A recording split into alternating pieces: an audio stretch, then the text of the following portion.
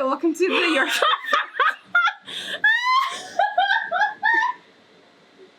Hello, welcome. Oh my god. This is a better introduction. Hi, welcome to the Your Fave Femmes podcast, your place for questionable advice, hot takes, and help you meet your queer content quota one episode at a time. It is the first day of Mercury retrograde, so guess what? We've already fucking recorded this, but I forgot to turn on the mic. So 22 minutes of a podcast. We Oh lost my god. all of the audio.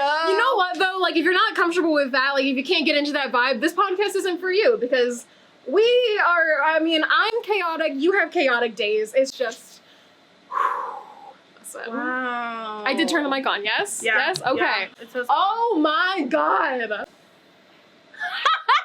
For those of you not watching over on YouTube, which we will include a link to in the description box down below, you can't appreciate Jude's current, kill me face. I'm so distressed. So distressed. So, we're gonna introduce What a ourselves start. again and do this whole thing again. Put your tongue in your mouth. Put your tongue in your mouth. So mad. We love context for podcast listeners and not YouTube viewers. Everything's fine. Everything's fine. It's the first day of Mercury. Great. It's the first day of Mercury retrograde. Mercury, listen, I appreciate you. Sweetie, I'm gonna need you to calm down. No, shut up. Don't aggravate him. I'm sorry. I'm sorry. All right, anyways. Who are you? That's just who I am. Hi, my name is Jude. I'm mostly known as Mermaid Queen Jude on the internet. I do a lot of body positive stuff. I make a lot of people angry. I do a lot of fat stuff. I also do a lot of spiritual woo-woo stuff. So, like, you know, we're here, we're queer, we're angry. Filled with existential fear. Filled with existential fear. I'm so mad that we just lost 22 minutes of a perfectly good podcast, but, you know. We're taking it in stride. The universe fine. wanted us to redo it. Maybe we'll come up with some better things, and you're just gonna listen along and pretend that we are listening to doing this for the first time. Cool. Hi, I'm Ariel Jane on the internet. I do what I refer to as accidental comedy because I try a lot of different things, and more often than not, they don't quite go as they should. I like to define myself as the embodiment of chaos, and probably that's all you really need to know about me. Yes. Your local chaotic neutral Scorpio. Yes, she's my Podcast Scorpio. viewers, Jude is petting me, and my brain just like shuts off when I'm being pet, and I'm I just was like, just fixing your hair. Anyway. So she's a Scorpio. I am a double Leo with a Taurus rising and a lot of Cancer placements. So I'm basically a crybaby. It's fine.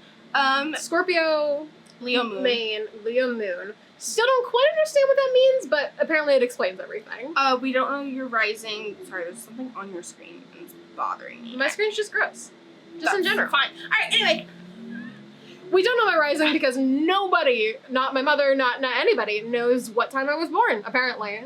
It's fine. It's fine. It's not on my birth certificate. I've looked everywhere. It's just... The lost birth certificate. So, who is your Fave Femmes for? It is a place for Ari and I to actually make content together because our content is very curated.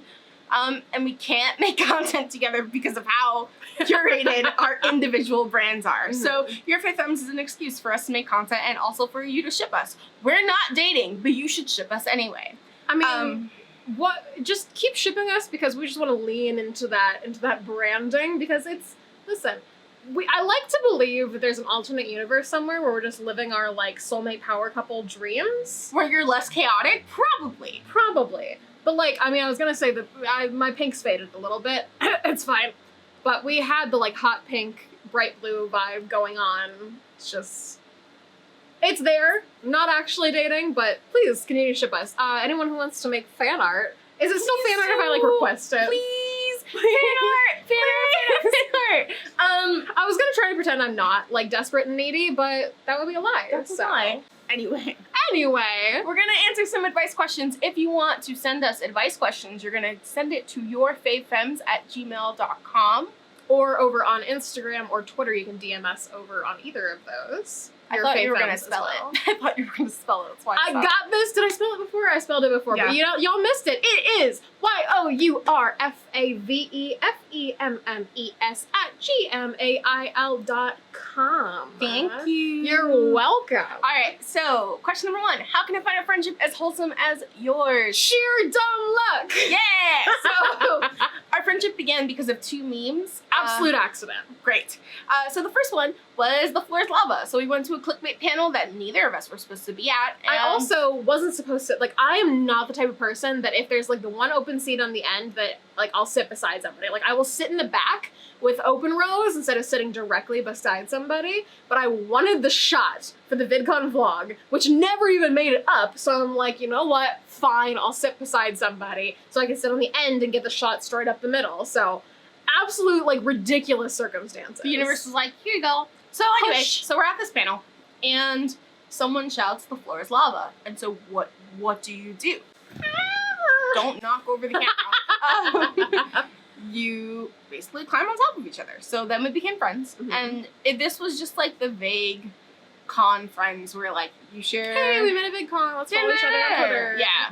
But then, the get yourself a girl who could do both Mhm. was also a meme this summer. And basically... That summer.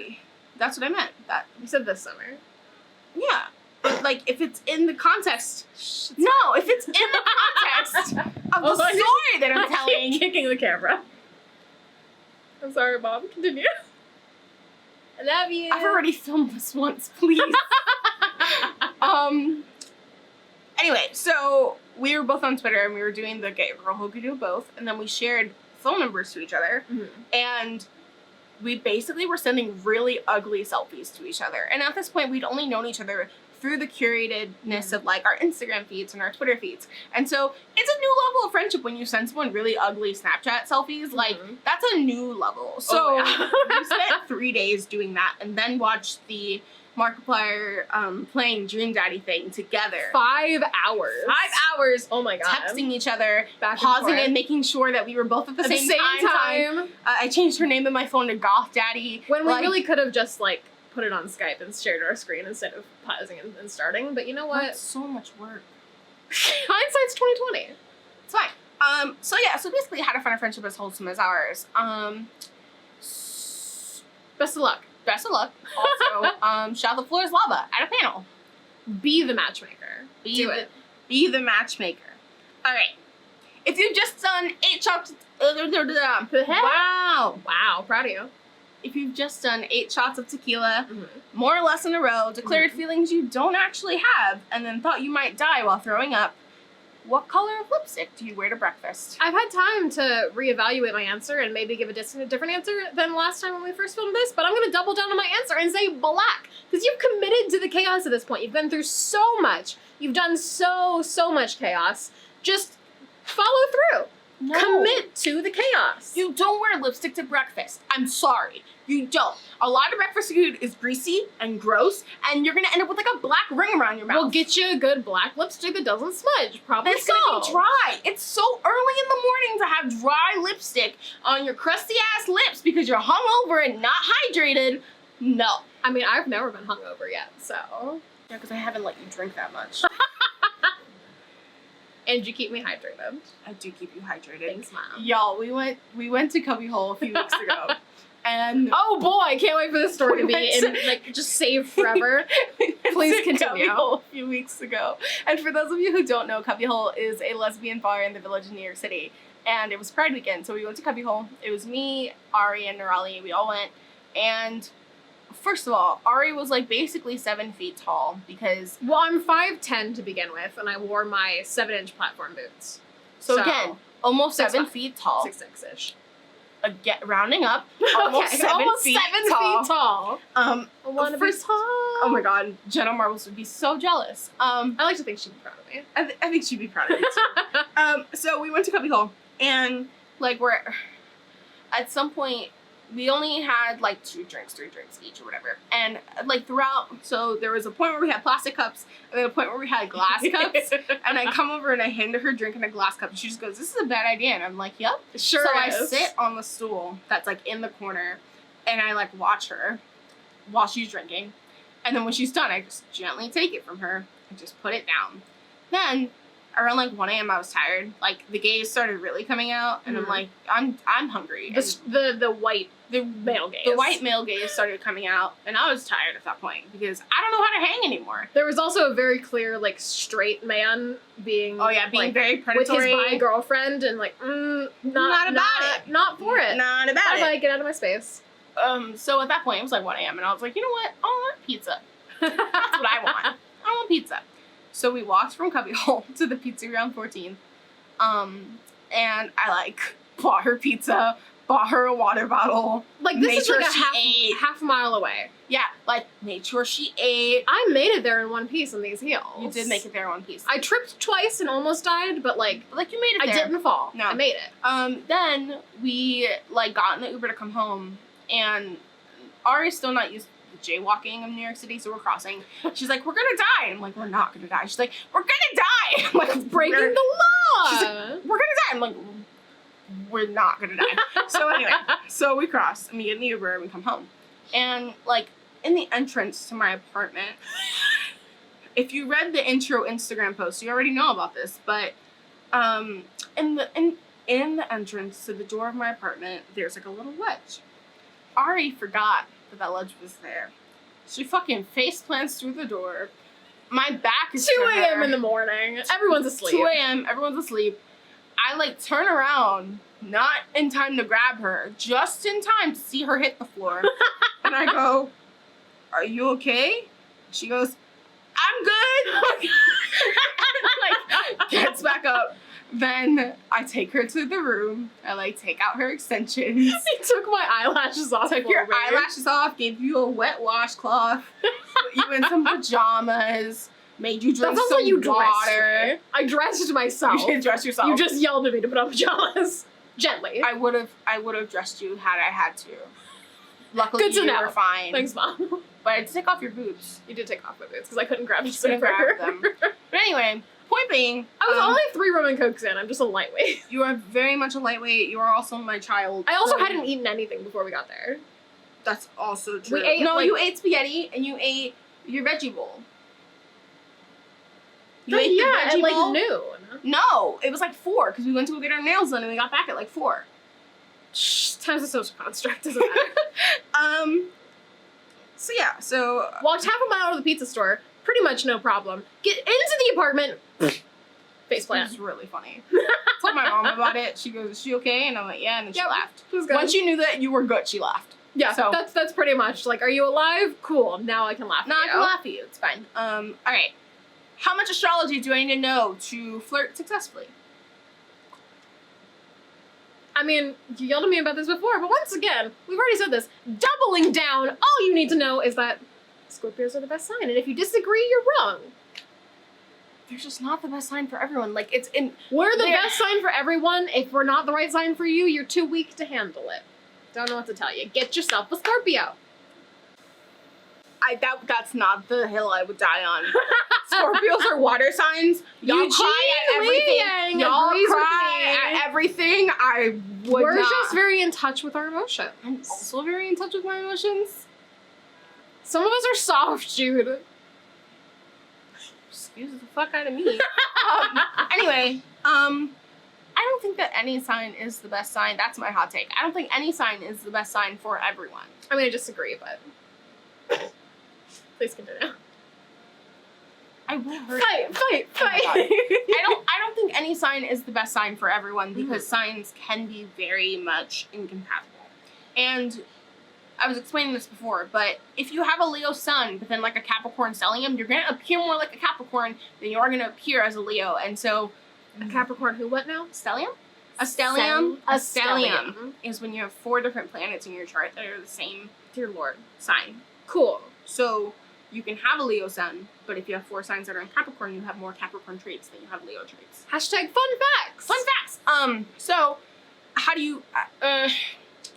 You just need to know the base level of astrology to be able to flirt with someone. But this is the same way as like just paying attention to the person in general. Like I think astrology is helpful for understanding how someone operates. But no, I feel like knowing their love language is a lot more important. Yeah, definitely. Knowing their love language is a lot more important. But if you're not there yet and this is just someone that you've met, just pay attention. Get their Enneagram number.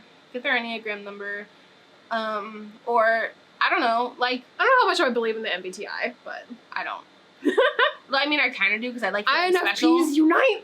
I like feeling special, but like because I'm a Leo.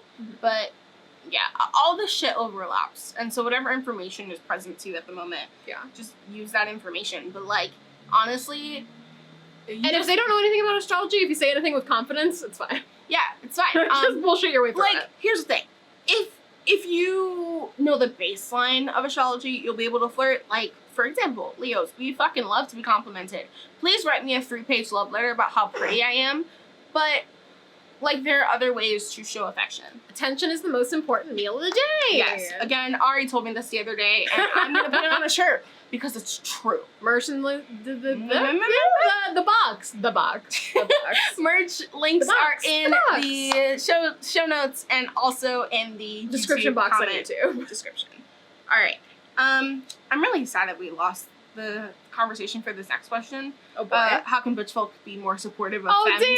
Damn. Both the small ways and the big ways. We did a very nice conversation around this, but we lost it. It was great, but you can't have it. Because Mercury's in retrograde and I forgot to turn on the mic. I'm so sorry. R.I.P. But basically what I said was we need to hold space for one another because when we're fighting each other, we are literally doing nothing but dividing. Mm-hmm. And yes, there's a ton of femphobia. And yes, there's butchphobia. Like there's always going to be some kind of niche of the queer community who doesn't like the opposite. Right. And so I think that it's important for us to hold space for each other. Mm-hmm. What are you doing? Sorry, my hair, for those who can't see and are not watching on YouTube, my hair has decided to just... Doesn't give a fuck what you think. Doesn't give a fuck what I think. It's fine. Anyway, support us over on our like Patreons and stuff because with the amount that I swear, this is not going to be monetized on YouTube. I think that it's important for all of us to support each other. Mm-hmm. We had a conversation about being queer enough, and I want to circle back to that real quick. There is no way to look queer. Yeah. Like, if you say that you're queer, then you're queer, and that's it. And there's no way to really get around that. Like, as your local high femme, I understand that I have privilege as passing as straight in situations where I need to, but I also face a lot of, like, issues with other queer people and being like, are you really, though? And there's also falls into a lot of that, like, biphobia sort of thing. They're like, oh, well, even if, like, I identify as pan, so it doesn't really apply to me, but I've seen other high femmes who identify as lesbians and be like, well, you have to be at least bi. Like, they refuse to believe that they are truly a lesbian because they are high femme. Right. Like, they're so, like, traditionally feminine, and they're like, well, there's no way you're, like, a true lesbian. Yeah. There was a conversation that my friends and I were having a few weeks ago right after A camp, and it was about femininity and presenting femme and, like, being femme as an identity. And my femness, my femininity, exists outside of cis men. My performance of femininity and being feminine and being femme does not exist for cis men. It does not exist to appease cis men. So that inherently makes it queer. Like, it makes it queer because I've decided that it's queer. Also, like, this is the same conversation with being non-binary and having a non-binary identity. So for those of you who don't know, hi, I'm non-binary. I use she, her, and they, them pronouns. My gender identity is a demigirl. If you don't know what that is, Google is your friend. And Google it before asking. Google it before asking. Silly questions. Thanks. Not silly questions, Thanks but in advance. basic questions. I mean, it's a silly question if you could very easily answer it with Google and you still just... Not silly questions. I'm sorry. Basic questions. Easily answered questions. Yes. So... Just Google it, please. There's this belief that non-binary people have to be thin, androgynous people. And as a fat Latinx femme, it's not true. Yeah. You can be non-binary whenever the fuck you feel like being non-binary. It has nothing to do with how you present. It has everything to do with your gender identity, right? Yeah. So it's you could be a high femme non-binary person. I've seen them. They're hot. It's great. Go ahead. But yeah, so you don't have to be androgynous or masked to be non-binary. But yeah, I think that we can all do better in terms of supporting one another and making space for one another in queer community. Kill off the heteronormative-based assumptions of aesthetic meaning some things about you. Like, I understand that, especially for someone who maybe is more traditionally queer looking, that it can be terrifying to make yourself known to somebody else. Like, be like, hey, I don't know if you're queer because you quote unquote look straight, and to put yourself out there and flirt with somebody who might end up being straight, and that might be a dangerous situation for some people. So I understand where it comes from, but we're also almost in 2020. Like, we really gotta get past this. We gotta do Please, something. like, let's learn. Let's do better. Like, as someone who, like, believed for a long time that non-binariness meant being masc and andro, like, I cut my hair really short, and it actually gave me more dysphoria. So, like, that kind of narrative between these are the parameters that you have to meet in order to be queer is actually very damaging. There is no one queer look. Yeah, there's no one queer look. We're all hot. Just chill. We're all hot. Just fucking relax. All right. How to make friends when you're introverted and socially anxious. Internet! But also, like, if you find out, pass that information along, please. I think making friends online is really helpful. I also think going to classes is really helpful. And calm public spaces, like cafes and libraries. And I mean, maybe you're the type of person who, like, I consider myself, like, socially anxious, but I also know that I thrive in, like, a club environment just because it lets me relax and it lets me kind of blend into the crowd. So it's about knowing yourself and knowing what you feed off of and what, like, you feel comfortable with. Yeah. But, like, libraries are very underappreciated. You're always going to find interesting people at libraries. Like, yeah. Libraries are great. Bookstores are great. Yeah. Finding local coffee shops in your area that hold meetups and things like that is also really great. Yeah. Get to know your local barista. Ooh, yeah. As a former barista, if you're nice to us, like, I have friends that I made through being a barista. Yeah. Like, I just got to know their orders and we got to chat while they were, like, waiting for their coffee. So be nice to your baristas. You'll make friends. Neat. Advice for moving to a new city where you don't know anyone. This goes into the other one as well that just says how to make friends in a new city. Siri, I'm not talking to you. Fuck off, Siri! So these Nobody asked you. These two questions kind of go together: moving to a new city where you don't know anyone, and how to make friends in a new city. So I do know Jude, but I will be moving to Brooklyn from Columbus, Ohio. The armpit of America. The armpit of America. Let's just we don't need the Midwest. No, we don't need the Midwest at all. It's fine. It can leave. Hi, buddy. What are you doing? Can we not? That's a great question. Anyway, so advice for moving to a new city. Is making the city your own. As someone who moved from New York City to Chicago for 4 years, it took a long time for me to feel comfortable there, and that involved me patronizing local businesses. That's not the way that word is used. Patronizing? Whatever. Being a patron at local businesses. Frequenting local businesses. Yes. There you go. It was a little easier for me to move to a new city because I was in college, and so you're all forced together because that's what college is, and I'm not friends with most of those people anymore. But that's that. You can also... Wow, it literally just left my brain. While you're thinking of that, I don't know how far the app Meetup applies, like internationally, across the country. I'm sure there's many other things like it, but I use the app called Meetup in Columbus to find different types of groups, because you can find groups in the area with, like, a crochet group, or maybe you want to learn how to ice skate, and you just find all these different types of groups. Like, any type of group, you can make your own group. Do you want to talk about flowers for an hour? Make a flower fan group and go meet up at your local Starbucks and talk about flowers for an hour. There are also lots of queer exchange groups on Facebook that you can find for your local city. Again, classes are great. Classes are incredible. There are lots of sober spaces as well. And there's a lot more free stuff in either thing. Yeah, there's a lot of more free stuff. Oh, Eventbrite is also really great too. Because you can plug in your city and see what's going on. And their events are like $5 and events that are like $20. Going to business-related meetups is actually really great for networking, but then also finding people who do the same kind of things that you do and having those connections as well.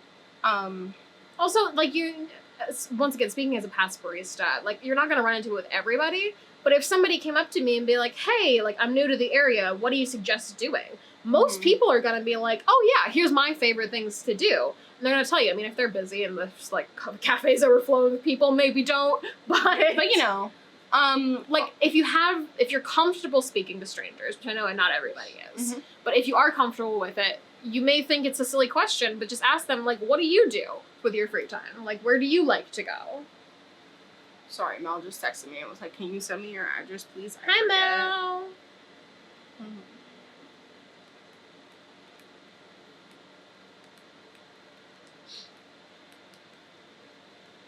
Okay.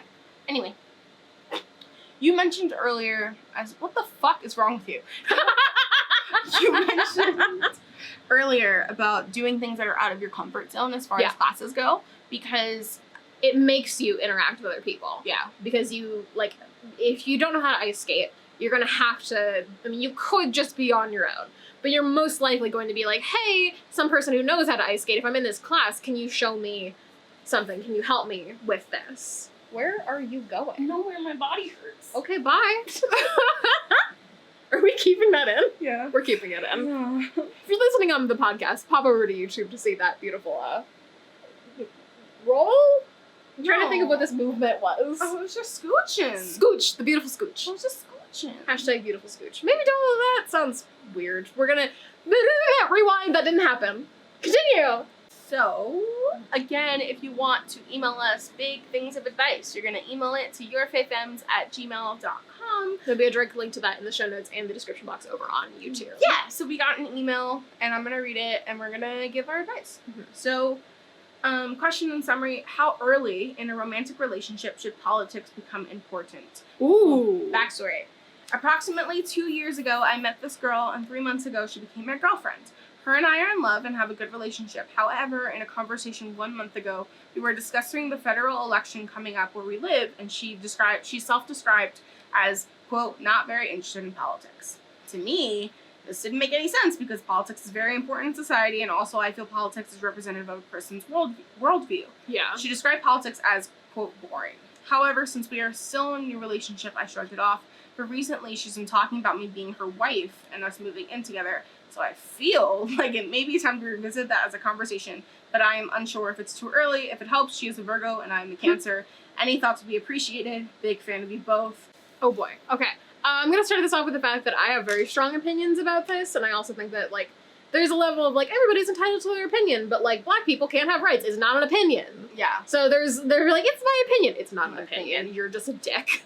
I also think that, like, there's no way to be apolitical in our current society when there are literal children in cages at the border. I agree, but I also think that somebody who is just kind of on politics is a lot easier to kind of, I hate the word coach or try to, like, train them into politics, because that sounds like it's the wrong word, but I can't think of something better at the moment. But to me, that's easier to work with and to not compromise with, but to kind of, like, learn together and grow together than it is somebody who's steadfast in a political view that completely clashes with yours. I get that, but also, like, as someone who, like...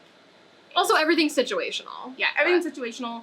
I think the cool part about our podcast is that, like, we come from very different backgrounds as far as, like, race is concerned and ethnicity is concerned, and for me, like, people, quote, not being interested in politics because it's boring is very much a red flag for me as a human, because... Again, there are literal children in cages at the border. And that comes from racism, and it comes, like, you having the privilege to not be engaged in politics is uncomfortable for me. Yeah. Like, I mean, that's the exact answer I would have given maybe 4 or 5 years ago, out of high school before this last election. I've been like, I don't really give a shit about politics. Like, it doesn't affect me, so why should I? Why should it matter? So that's where I come from when I'm saying that somebody can learn, because they may be outside of this bubble of, like, well, it doesn't affect me, why should I? And to be like, hey, it affects other people, this is why you should learn. And then at that point, if they're like, still don't care, that's a big red flag for me. Also, I don't think it's too early for you to start discussing politics at this point, because she called you her wife. And so absolutely. Like, I think if you were still in the stages where she was like girlfriend or whatever, or like date me, right? It's different. But for her to say wife and want to move in together, it becomes a lot bigger than that, because you are now intertwining your lives and your energy. But I mean, I'm very much a person that's like, one, if you can't handle that shit on the first date, that's probably not the type of person I want to be spending my time with anyways. Right. That's just me. But also, like, to me, that's one of the most important things to get out there, because I'm not going to waste my time with somebody who has very clashing political beliefs for me. And I know there's people who are like, oh, let's just all get along. And I understand that from a maybe a friendship point of view, you can also don't come in and be like, let's debate. No, fuck off.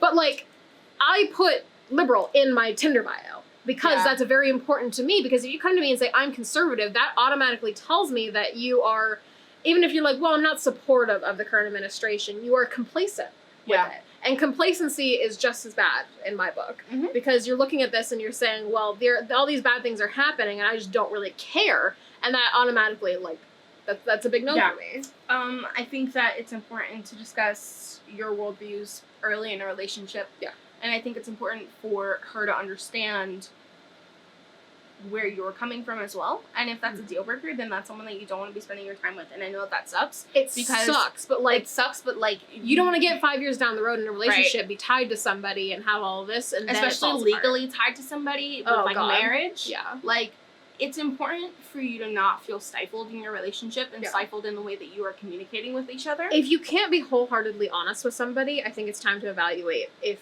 that's the right relationship for you. Yeah. What else? And, like, tell the person. Like, hey, this makes me uncomfortable. Here's why. Yeah. Like, have a conversation. It doesn't have to be an argument. Discuss it. Yeah. It doesn't have to be an argument. It can be a, hey, maybe let's have do this it in, conversation. like a public space, like a cafe or something. That way you don't feel like you have the room to start yelling at each other. Yeah. If you're in a very open, like, public space, you're not going to be at each other's throats like you would at home. Yeah. Yeah, I don't know. I feel like that's something we could dedicate like 10 podcasts to literally just talk through it. Like, there's so many things that everything's so situational. It's depending on the person, and it's very hard without intimately knowing somebody to offer direct advice on something. She gave me astrology signs, but I don't know anything about that. I mean, I kind of do, but like, I think this comes apart from astrology signs. I don't think politics and astrology are necessarily aligned. Imagine. All Virgos are Republicans. No, we can't, because Jenna Marbles is a Virgo. Brit. Can't do that. But yeah, I don't know. I think you should discuss with your girlfriend, because that's what girlfriends are for. I think that's what it comes down to, is like the most obnoxious thing in the world, but like communication is key. Communication is key. Honesty is key. Yeah. Talk through your shit. Talk through your shit. Be an adult. Yeah, be good to each other. That's it. Problem solved. Yeah. Yay! Again, if you have advice questions, you can leave them at yourfavefemmes@gmail.com. And they don't have to be serious questions. Yeah, they don't have to be serious questions, but like those are also fun to answer. Ask me about my favorite stupid movie and why. That's also an option. Please leave them to 3 paragraphs or less. Do not send us an essay. Thank you very much. And if you're going to ask anything that might involve something like an eating disorder or something like that, please content tag. Your things, please. There's actually a full video coming out on my main channel about boundaries and consent for creatives, but over tag if you need to. Over tag. If you think it even might slightly be an issue, like, make sure somebody can consent to what they're consuming before they consume it. Yeah. Yeah. Don't doubt that. We love boundaries and consent over here at Your Fave Femmes. Yeah. What else? You can find me on the internet at Mermaid Queen Jude on literally everything except Twitter, because Twitter is a hater. It is Mer Queen Jude over on Twitter. You can find me on YouTube at youtube.com/Arielle Jane, ArielleJane, because my parents had to be special. And you can find me at Fake Arielle Jane over on pretty much all social media. I think it's everything. Tumblr, Twitter, Instagram, Snapchat, which I haven't used in months, but if you want to do that, that's there for you. Yeah, and if you want to find us together, it's going to be Your Fave Femmes on literally everything. Twitter, Instagram, YouTube. If it exists, it's probably there. And also check out both of our individual Patreons. There's Venmo, PayPal, all of those things if you want to support us with your dollars in the description box. Also on Anchor FM, you can become monthly supporters. So if you want to do that, go ahead and listen on Anchor FM and become monthly supporters. There might be a Patreon coming for like blooper reels, especially video blooper reels and things like that. So just be on the lookout for that. You'll find all of the information for that over on Twitter and Instagram. And if you have any questions or just want to send us love notes, you know, DMs are open. DMs are valid. Please pay attention to us. Yeah. Give me attention. Attention is the most important meal of the day. I'm not going to pretend that I don't want it. Like, that would be a lie. We've reached a point in my adulthood, I'm just like, yeah, pay attention to me. And I think that's it. well, not to get off on a tangent at the end of the video here, now that we've wrapped everything up, but I think it's important to know that when you see, like, Patreon and stuff, and you're like, well, I can only donate $1. If 1,000 people donate $1, that's so much. And the more the support that we have, the more monetary support we have, the more we can bring to you. We can do this more often. We can talk to more of you. We can do a whole lot more. So help us pay our rent, because we're moving in together. So if you enjoy this, any sort of support in any form is help us pay our rent. Help us pay our rent. Help us pay our rent. Doing important things help us keep doing important things. Yeah. Woo! And we will see you next time for more questionable advice, hot takes, and helping you meet your queer quota, one episode at a time. Bye!